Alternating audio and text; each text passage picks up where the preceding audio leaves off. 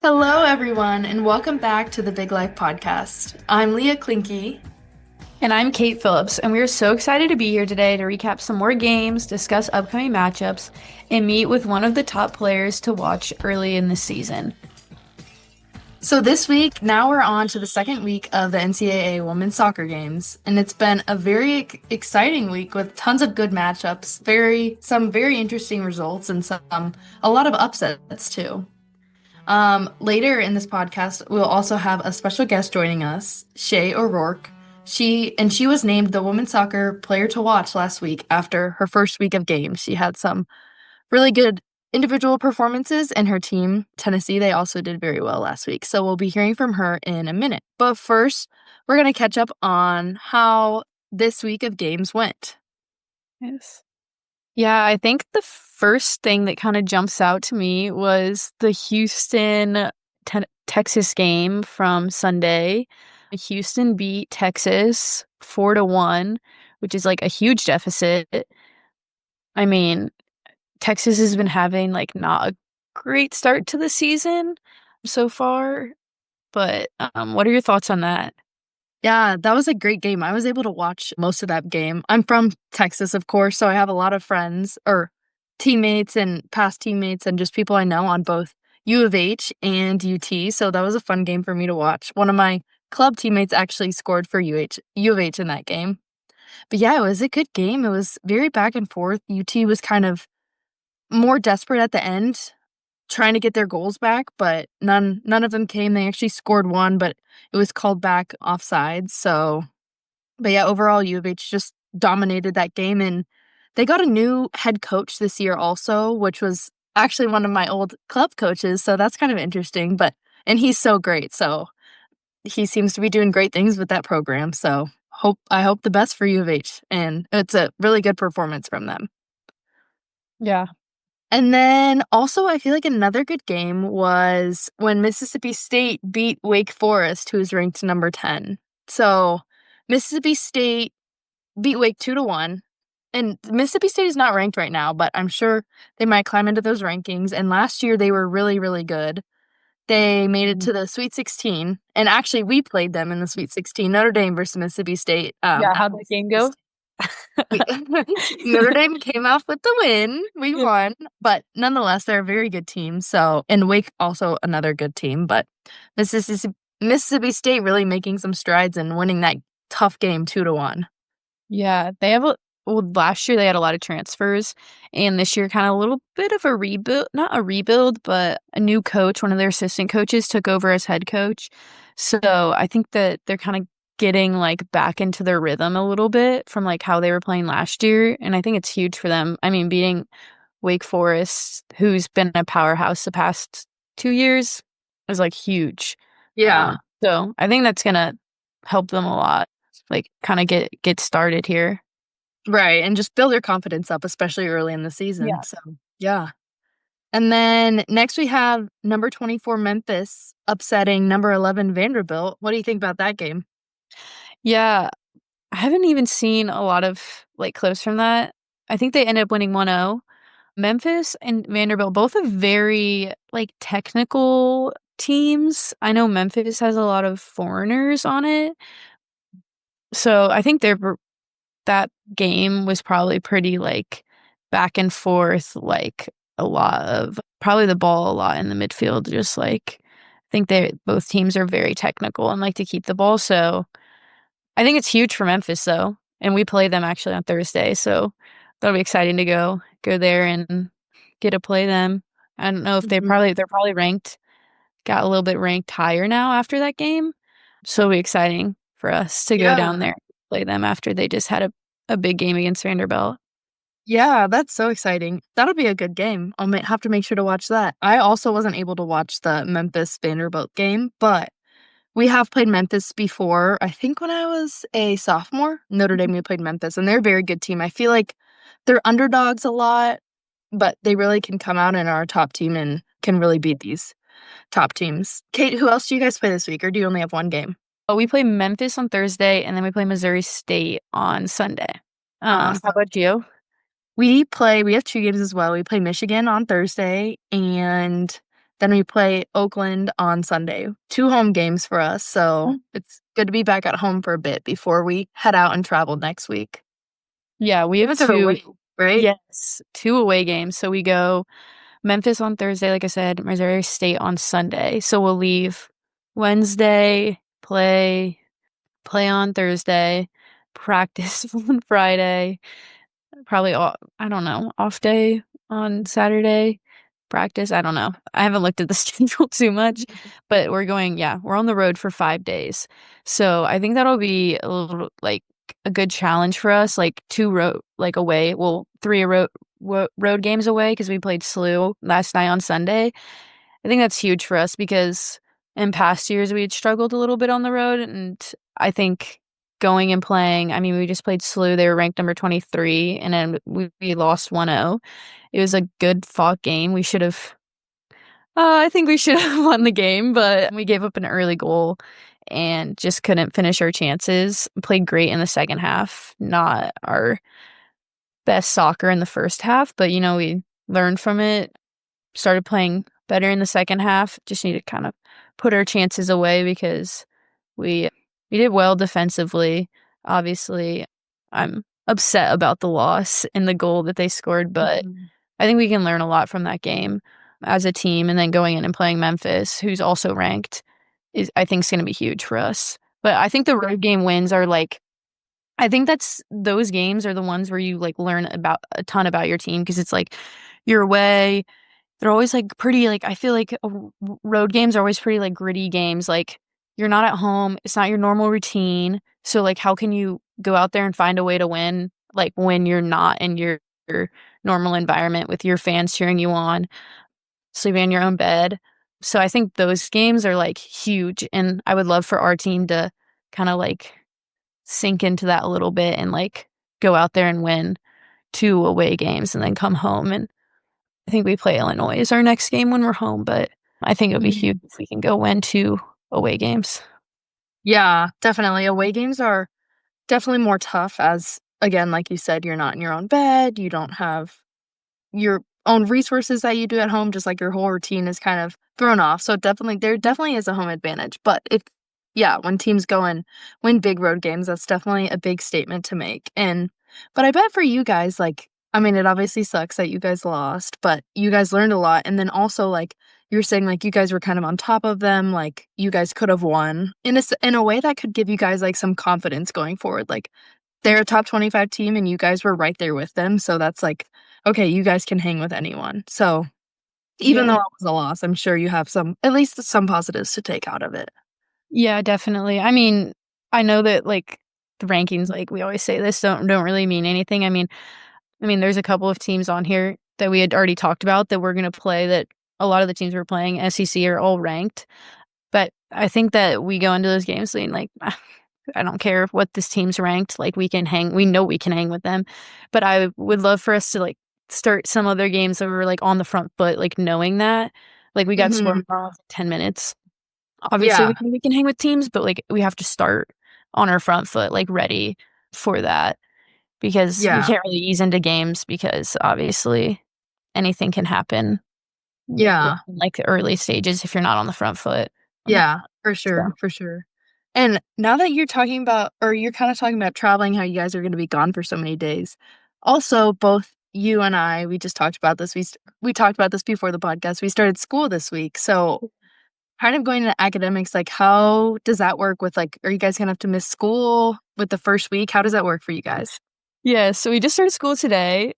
But yeah, we'll miss Thursday and Friday, which usually, like, these are the only classes we'll miss for non-conference. I'm pretty sure, yeah. So yeah, so you kinda have to just be pretty honest, like, go up to your professors, like, today, I went and talked to my professor and was like, "Hey, like, I'm gonna be gone Friday. My academic advisor is gonna, like probably will email you that I'm not gonna be here, but I just wanted to let you know." And then, like, usually I'll get somebody that's not obviously an athlete in one of my classes, like, number or something, so that I can, like, text them and be like, "Hey, what's happening today in class?" Just because, like, you need sometimes sometimes professors aren't very lenient and like won't really Yeah. help you in that way. So Mhm. always like being able to like get somebody's number and kind of Yeah.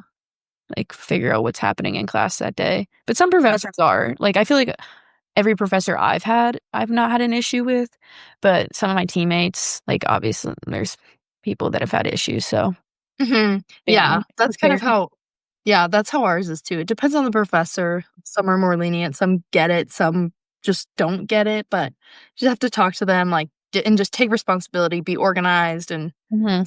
stay up with your work, and but it's, like, kind of all up to you. That's how it is in college, so but obviously with the help of your academic advisor too, so that's nice, yeah. But ours is our process at Notre Dame is very similar to how y'all's is when we miss class. Okay, so now we went over last week. Now for this upcoming week, let's go over some of the top matchups that we're excited to see. First, Yes. personally, the one that I'm very excited to see is number 4 Duke versus number 6 Arkansas.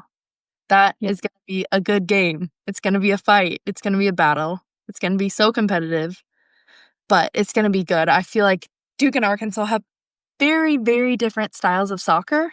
Duke is a very passing soccer team. They have very technical players. Arkansas is big, strong, fast. They play more direct. So, 2 different styles of play, but it's definitely gonna be an interesting one to watch. Yeah, two different soccer spectrums right Yes. here. Duke is, I mean, they've been fun to watch the past 2 years, and they very, yeah, like you were saying, possession team, and then Arkansas is fast, big, and strong. Um, so that'll be a very good matchup. Like, Mhm. I mean, that can go either way. Like, both those teams score goals, so it could be a really fun game. Yeah, it's so good. Or it's gonna be so good. I feel like Duke is gonna have to match Arkansas's physicality, but Arkansas is gonna have to deal with Duke's technicality, so Yeah. anything can happen. Yeah. Another game that's pretty interesting is number 16 Santa Clara versus a number 11 Penn State. Penn State's been doing really well the past couple of weeks. They had just actually beat SLU 4-1, and they have a lot of forward power also. So that'll be a fun game to watch. I don't know a ton about Santa Clara, but I think that'll be a good game. I just know, I mean, Penn State's always a great team, so Yeah, yeah, that'll be a good game. Both teams very good, well-renowned. Penn State's been yeah. doing very well, so that'll definitely be a good game. Another one we have is another Texas matchup, which is number 9 TCU versus number 19 UT. So UT coming off big loss, I'd say, to University of Mhm. Houston, so they're gonna be hungry, ready to battle, ready to play against a higher ranked TCU, so we'll see how that one plays out. That's gonna be a fun one to watch for sure. Yeah, and then a rivalry, number 21 South Carolina versus Clemson. South Carolina, I think last Thursday they won't beat Ohio State 1-0. They're a fun team to watch. Katie Shea Collins is goal scoring machine, the Mhm. forward. But yeah, that'll be a good one. Two teams that are very close to each other. It's always a fun rivalry, I think, when they play each other. Yes, yes, that's gonna be a good rivalry. Yeah, Katie Shea Collins has been doing very well. Yeah, I know her pretty well. She's a great girl. Shout out to her. But yeah, she's doing great. She she always seems to be doing great. Yeah, So yeah, and Clemson obviously always really good too. So that'll be a good game to watch. Uh, definitely. yeah, so many exciting games. Those are all going to be super exciting to watch this week. But now that we're talking about exciting matchups and moving to exciting players, it's now time to welcome our special guest. Today we welcome Shea O'Rourke. This is her first year at Tennessee after transferring from Texas A&M, and last week she was named the women's soccer player to watch after the first week of games, and she scored both goals for Tennessee in their matchup against UNC. Yes, Shay, first, congratulations. And then before we get into some serious stuff, why don't you tell us a little bit about yourself, where you grew up, and what do you like to do for fun? My name is Shea O'Rourke. I'm from Buffalo, New York. And something I like to do for fun is honestly just play with my dog, go on walks with her, and hang out with friends. Anything other than soccer, that's what I do. What type of dog do you have? I have a golden retriever. She's sleeping on the bed right now, actually. Oh, She's super cute. oh, that's so cute. What's her name? Her name's Lila. Oh, wait, that's so cute. Yeah. Okay, cool. Okay, now tell us kind of about your journey to college soccer in your club and high school years when you were younger. So I played for Western New York Flash, so it's kind of an upstate area. And then I played for St. Mary's of Lancaster for high school. And I actually committed before the rule change happened. So I committed freshman year of high school to the University of South Carolina. That was crazy. I don't know how I did that when I was that young, but I went there for 2 years and then transferred to Texas A&M and left there in December, and now I play at the University of Tennessee. So, yeah, that's kind of been my upbringing with soccer. Yeah, can you tell us a little bit more about like your college soccer experience so far? Like why'd you choose South Carolina? And then how did you end up at Tennessee? Yeah, so I chose South Carolina because when you're so young, you just wanna be supported, and they were immediately so supportive of what I wanted to do in college and in high school. That was really important to me to have that connection. So, I loved playing for them for those 2 years, but for me personally, I didn't see myself growing there. So I decided to take myself to Texas A&M, which I had an amazing time. Unfortunately, for my ACL when I was there, so didn't really get to play for them. But due to coaching change and everything, and a couple girls leaving, I decided to take my talents to Tennessee, which I'm glad I did, and I'm having the best time here. Good, awesome. What are you majoring in? So I major in sport management with a minor in business. Oh, nice. Mhm. Cool. Moving into more about kind of this season, what did you do? What is your kind of your plan, or what did you do over the summer that prepared you for the preseason at Tennessee? Mhm. So I actually had another surgery in April on my other knee. So honestly, just recovering, getting fitness back, that was just my priority was being able to actual play the game. But honestly, getting close with my teammates because in the spring I got hurt, so really finding that connection off and on the field was really important during the off season. How has being like hurt and kind of you said you tore your ACL and obviously had another like knee issue. How has that kind of shaped you as a player so far as a past like 3 years? Yeah. I mean, I didn't know how much work it was coming back.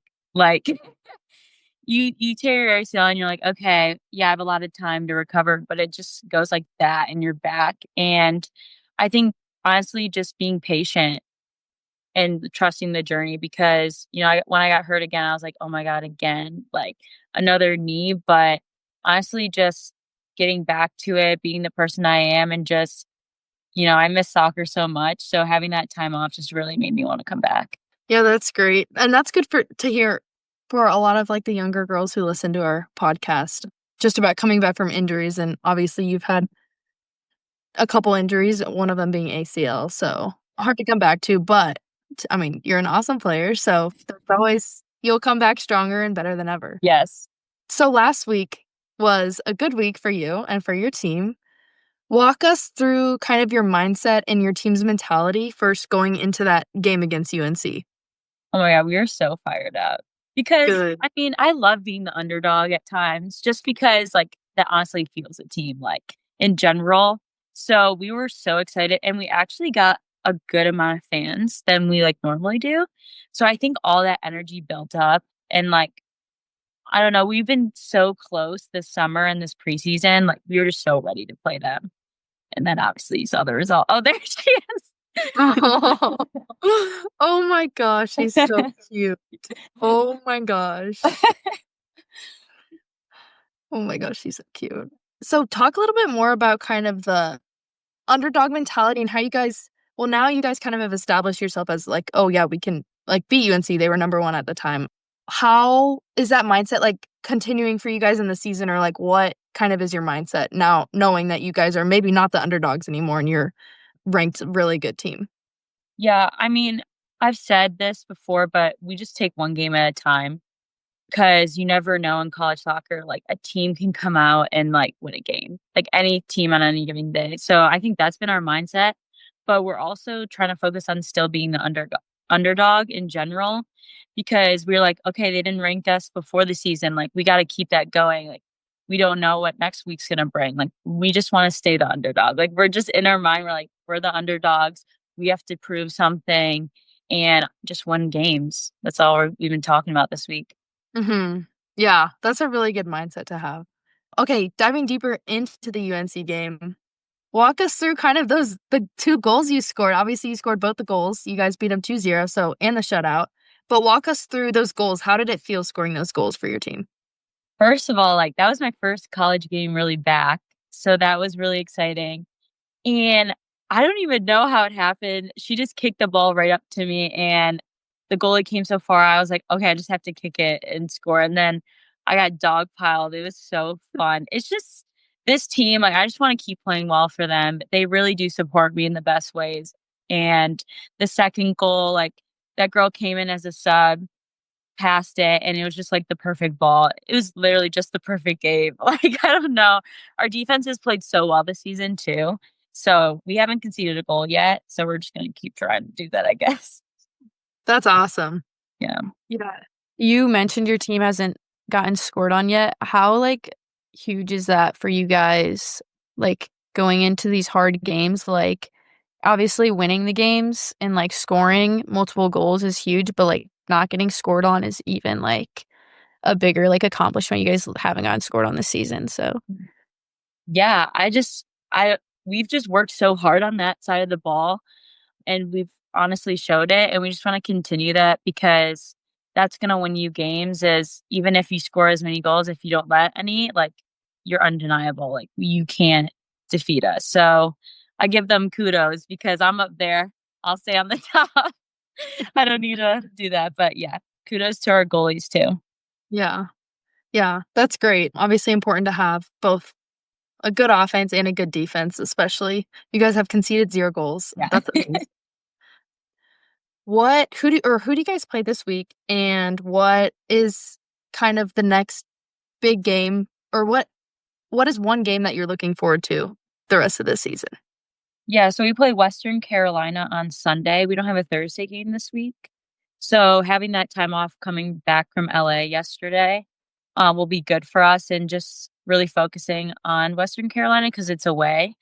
So that's important for us. But I'm just excited for SEC play.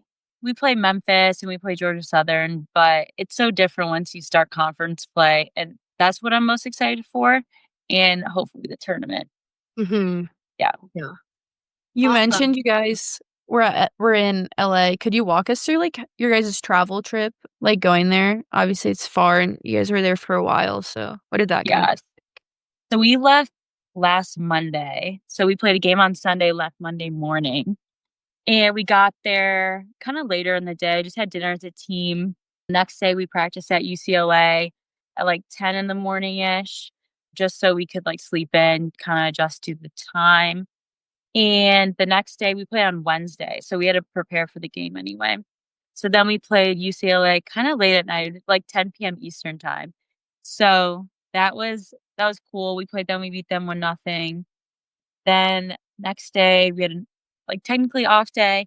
Obviously, if you didn't play as much, you did more. Others did recovery.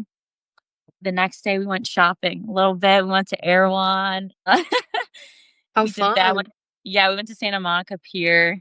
Some girls rode some roller coasters, got some ice cream, just did like little small like team things. And then we slept and then we played LMU on Saturday. And yeah, then finished that game off 3-0, came home. So Yeah. yeah.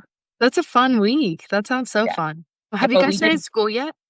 we started last Monday, so we missed the whole first week of school. So yeah, but had my first day today. Gotcha. Yeah. Gotcha. Well, I'm sure you don't have to miss much because it's just syllabus week. Yeah, I didn't really miss much. Yeah. And I have 2 online anyway, so it wasn't that bad. Oh, yeah. Okay, that's nice. Yeah. Do you have any plans after this year, after this season? What are you gonna be up to? So I have my redshirt year, so I'm probably gonna take that. So yeah, that's kind of my plan right now. You never know what's gonna happen, but yeah, I definitely want to stay here in Tennessee and just continue something that we're building. So What are your, like, specific goals for yourself, if you set any, or for your team for, like, the rest of the season? Yeah, I think just making an impact in general. Like, I like to be relied on. So just making an impact and honestly being a good teammate in general, because I've seen teams fall apart when their team's not together on and off the field. So just really focusing on that side because soccer, you can always work on stuff, but you can't build those bonds unless, you have them off the field as well. So that's kind of our Yeah. Yeah, me and Kate talk a lot, and we have in this podcast before about how, like, team culture is so important. And it's like you can be the best soccer team, but if you don't like each other or the coaches or any of that, or if it's not, like, one together, then the whole thing falls apart. It doesn't even matter how good you are. yeah. I think that's, like, so important, and especially for, like, recruits going in, like, sometimes it's just like, "Oh, I'm gonna go to the top soccer school," but it's like, do they have like, are they all best friends? Do they all hang out outside of soccer? Like, how close are they with their coaches and stuff? And I think that's all super important. No, definitely. Definitely important. Yeah. And it Okay, seems wow. like your guys' okay, sorry. No, you go, you go. It seems like your guys' team, like, has, like, such great, like, chemistry from what you've said, and I'm at Missouri, but I know Kylie Simmons. Oh, From what I've seen from, like, her and everything, like, you guys have such good, like, team chemistry that's, like, it's showing on the field. So it's just, like, a testament to, like, team culture, team chemistry that if it's, like, good, then you're probably gonna play better on the field as well. yeah, I think it was important for us to like mesh all the age groups. Like we don't consider anyone seniors really. We don't consider anyone like upperclassmen. Like we kind of focus on that a lot. Also, we do a lot of team things together, like the most random things. Also, I don't know if you guys seen we have vlogs now. Our team has like Oh, I haven't they're seen that. they're on Uh, YouTube. Like we did like all of preseason and like we kind of try to put that out there so people can see like how close we are to the team and all that stuff and just like the toughness of preseason. Mhm. But yeah, Yeah. yeah. But Kylie's great. I love her. Unfortunate ACL injury, but yeah, I feel awful for her. Just such a bad situation, like, I had texted her Mhm. the other day, and I was just like, "I'm so sorry." Like, I know. it's Senior unfortunate. year too. Like oh, Yeah, and her second one, it's mhm. like I mean, she's she'll be alright. She's Yeah, she'll tough. be She's fine. gotta handle yeah. Yeah. Mm. Dang, that's tough. Wait, that's so fun though, the vlogs. I'm gonna have to go watch. No, yeah, they're all on this like little GoPro. Like Oh, that's so fun. our captain like literally stuck to her hand. Like breakfast, workouts, That's funny. after the beep test, like everything you can imagine is on that vlog. That's so fun. The best what is the best thing that you've done with your team outside of soccer, like, during preseason or, like, what activity? Team bonding, anything? Mm. We did like an Olympic games together. So we each divided in teams and did all these games like right in the beginning of preseason. And we did like tug of war, we did Mhm. water balloon fight. Awesome.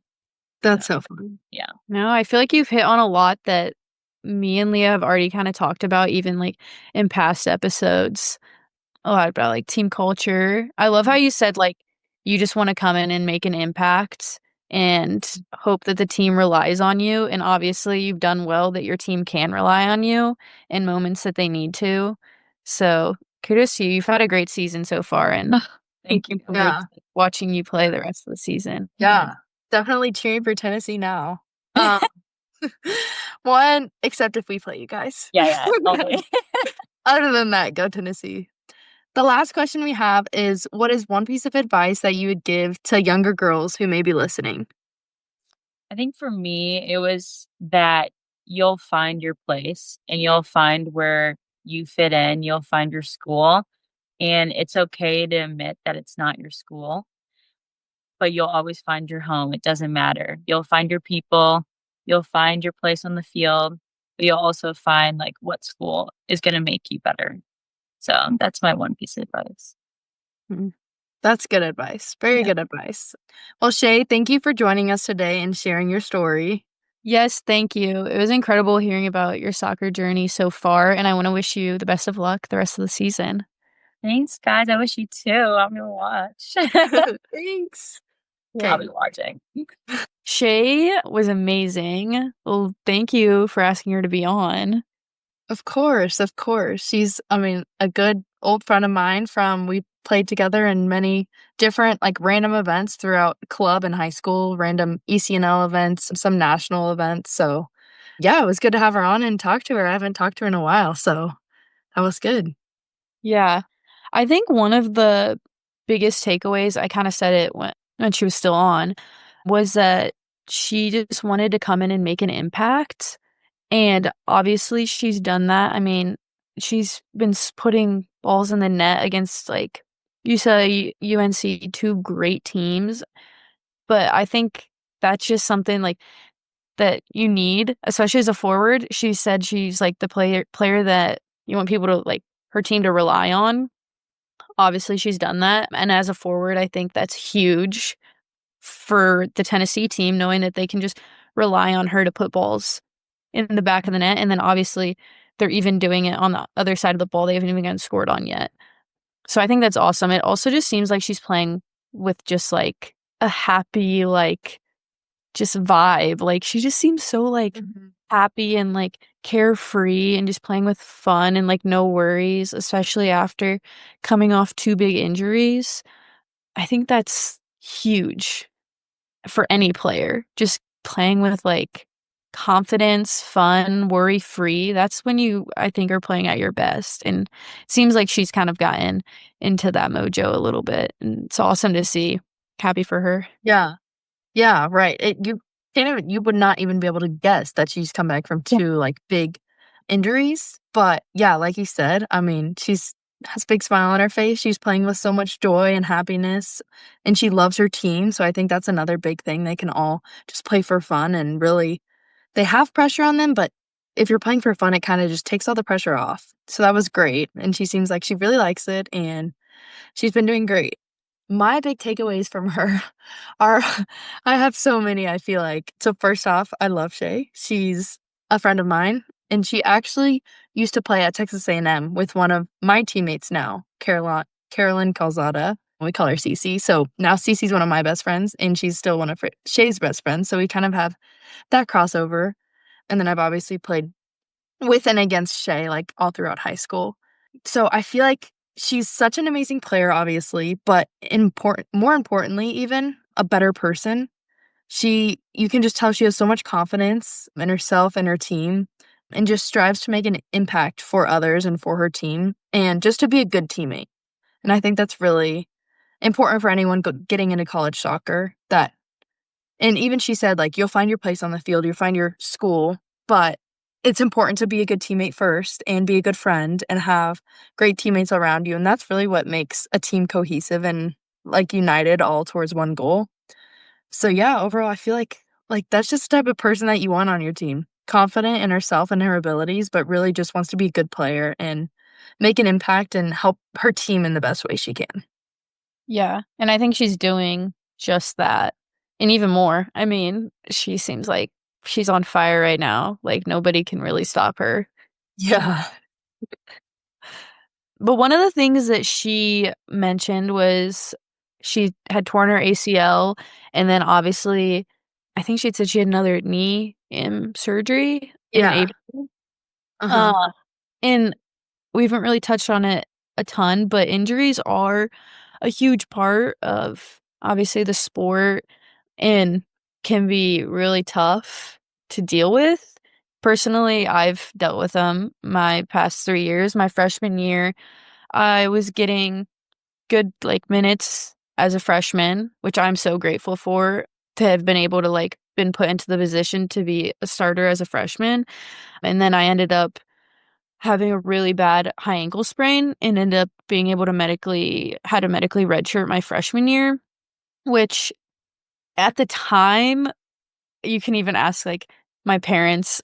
I was, like, devastated just because it was right before SEC play, I wasn't traveling, I was just going through, like, already a little bit personally, and then I got hurt, and then at that moment, as a freshman, you're like, "Wow, my whole world is, like, crumbling down on me," Mhm. like, Right. I'm not traveling, I'm here, like, at school, I'm having to do rehab, and I didn't even know I had got would have been able to, like, possibly get a medical red shirt, and so it was just kinda, like, super upsetting and easy to be, like, down on myself in that moment, and then, like, my coaches are awesome, like, they were very transparent and, like, helpful, just could trying to figure out ways for me to bring, like, a different role on the team just because obviously you're like, for us, if you're injured, you're doing,